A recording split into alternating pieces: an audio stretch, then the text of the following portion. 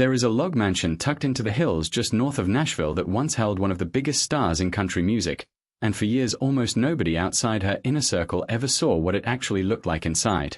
New footage and fresh tours of that same estate have started circulating again, and the closer you look at it, the more it becomes clear that this was never just a house. It was a decision. A woman who had already given the industry 2 decades of her life built a fortress of Montana timber in the Tennessee hills, and then, at the absolute peak of her fame, she quietly walked away from the microphone forever.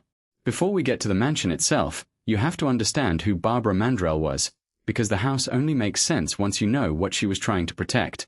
Barbara Ann Mandrell was born on Christmas Day, 1948, in Houston, Texas. From the very beginning, music was not a hobby in her house, it was the family language. Her father ran a music store, and by the time most kids are learning to ride a bike, Barbara was already picking up instruments like they were second nature. She started with the accordion, but it was the steel guitar that truly announced her as something rare. If you have never watched someone play pedal steel, understand that it is one of the most physically demanding instruments in any genre. The left hand slides a metal bar across the strings while the right hand picks, both feet work pedals, and both knees control levers that bend the pitch midnote. Professional adult musicians spend years trying to get comfortable with it. Barbara Mandrell was playing it at a professional level by the age of 11. That was not the end of her range either. Over the course of her career, she became known for playing guitar, bass, saxophone, mandolin, and several other instruments in addition to the steel guitar. She was not a singer who happened to strum a little. She was a full musician who could sit in with a band on almost anything. That talent pulled her into rooms most children never get near. At 11, she performed at a musician's trade show and caught the attention of established industry names. At 13, she was appearing on television. As a teenager, she toured with the Johnny Cash Show, playing steel guitar behind major country stars of the era. While other teenagers were worrying about homework and school dances, Barbara Mandrell was standing on professional stages, trusted with real instrumental work behind some of the biggest names in the business. Music ran through her whole family. Her parents and her younger sisters, Louise and Earlene, eventually formed a family band, and that band needed a drummer. They brought in a young Navy man named Ken Dudney. Nobody in that moment could have known how much that single hiring decision would reshape Barbara's entire life. Here is where the story takes its first genuinely surprising turn, because Barbara Mandrell did something almost no rising star does. She walked away from the business before she had even turned 20. She and Ken Dudney fell for each other, and on May 28, 1967, at 18 years old, she married him. He was a naval aviator, and once the wedding was over, Barbara made the decision to retire from performing. She later explained her reasoning in simple terms. She had already spent 8 years working as a professional performer, and she was ready to be a Navy wife instead. Think about that for a second. At an age when most people are just starting adult life, she had already logged nearly a decade of professional stage experience, and she chose to set it aside for a quieter existence. For a while, that retirement looked permanent. Then one evening changed everything. While Ken was stationed and serving, Barbara and her family attended a live taping of the Grand Ole Opry's television broadcast at the historic Ryman Auditorium. She watched Dolly Parton perform that night, and something in her reignited. The pull toward music came back, and this time it would not let go. She turned to her father and asked him to manage her if she returned to the business. His response has become one of the more quietly famous lines in country music history. He told her that if she wanted him to, he would bet his last penny on her. It turned out to be one of the better bets in the genre's history. In 1969, Barbara Mandrell signed with Columbia Records in Nashville, and the young prodigy who had nearly settled into life purely as a military spouse stepped back into the spotlight and began the climb that would define her career. Through the 1970s and into the early 1980s, Barbara Mandrell became one of the most versatile and consistently successful artists in country music. She refused to stay boxed into one sound, blending country with R&B, soul, and pop in a way that felt natural rather than forced. Her first #1 hit on the Billboard country chart arrived in 1978 with Sleeping Single in a Double Bed. From there, the hits kept coming: If Loving You Is Wrong, I Don't Want to Be Right, Years, and the song most closely tied to her identity as an artist, I Was Country When Country Wasn't Cool, released in 1981. That single became more than a hit record. It became something close to a personal statement, a way of drawing a line between authenticity and trend chasing in an industry that was always tempted by the latter. Across her career, Barbara Mandrell released 27 studio albums, with 7 of them reaching the country top 10. The accolades followed the hits, and eventually her success reached historic territory. She won the Country Music Association's Entertainer of the Year award in both 1980 and 1981, becoming the first artist in the genre's history to win that top honor 2 years in a row. Alongside that, she picked up Grammy Awards, American Music Awards, and honors from the Academy of Country Music. For a stretch at the start of the 1980s, she was arguably the most decorated and recognizable figure in the entire genre. In an industry and an era where men dominated most of the major awards, Barbara Mandrell's back-to-back wins meant something larger than a trophy. They opened space for the women who came after her, and they proved that a female artist could sit at the very top of the format, not just participate in it. Her ambitions did not stop at music. From 1980 to 1982, NBC aired a primetime variety show called Barbara Mandrell and the Mandrell Sisters, featuring Barbara alongside Louise and Earlene. The show showcased everything she could do in a single hour: singing, playing multiple instruments, dancing, and working through comedy sketches. It became a genuine hit with audiences, but the production schedule was brutal. Weekly network television combined with touring and recording put enormous strain on her voice, to the point where she eventually had to end the show while it was still popular, purely to protect the one instrument she could not afford to damage permanently.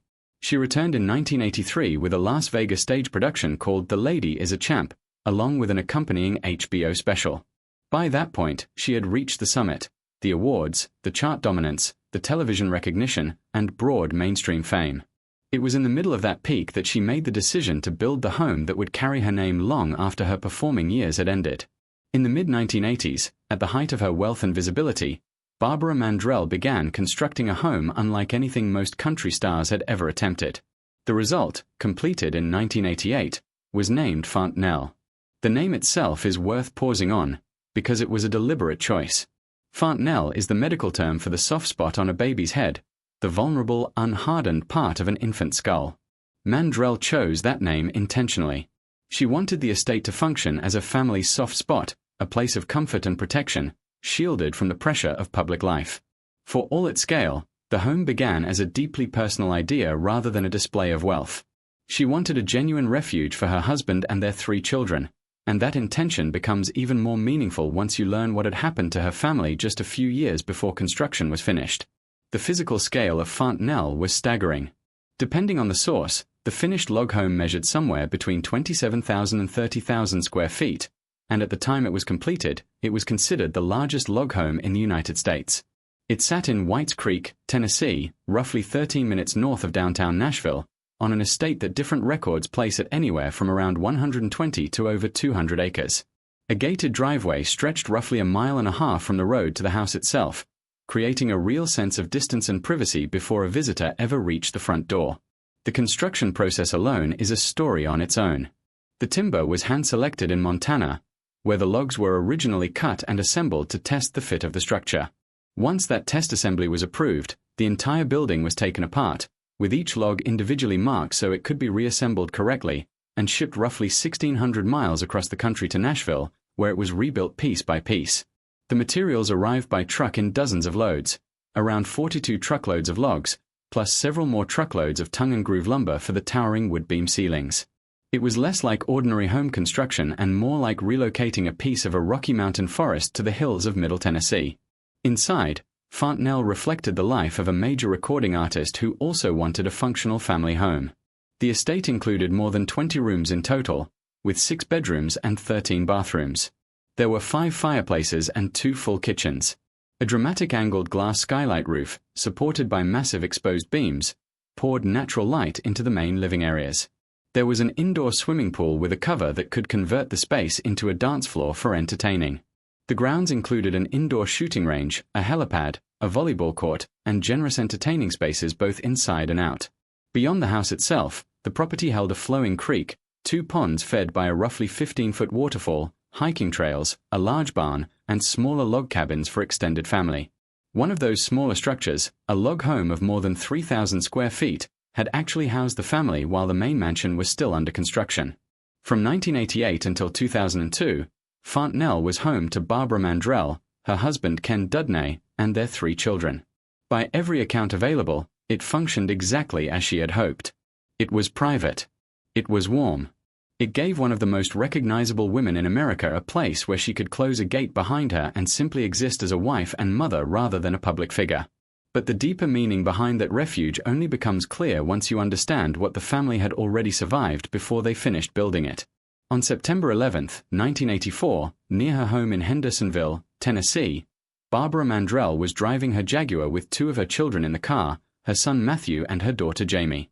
During that drive, a vehicle driven by a 19-year-old named Mark White crossed the centerline and struck Mandrell's car head-on. Mark White was killed in the crash.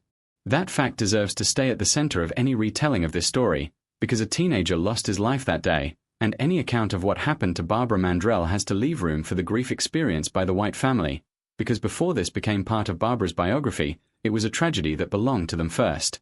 Barbara Mandrell's own injuries were serious and life-altering. She suffered a major head injury, including a severe concussion and a traumatic brain injury, along with a fractured leg and numerous cuts. Her recovery took roughly a year and a half of rehabilitation, during which she did not work at all. One detail from that day became one of the more meaningful parts of her public legacy afterward. She had made sure her children were wearing their seat belts, and because of that, both Matthew and Jamie survived the crash with comparatively minor injuries. In the years that followed, Mandrell became a vocal advocate for seatbelt safety, speaking publicly about how those belts had protected her children. At a time when a large portion of Americans still did not buckle up regularly, her voice as one of the biggest stars in the country carried real weight, and it is fair to say her advocacy likely contributed to changing habits for people who might otherwise have ignored the message. The physical healing, though, was only part of what she faced.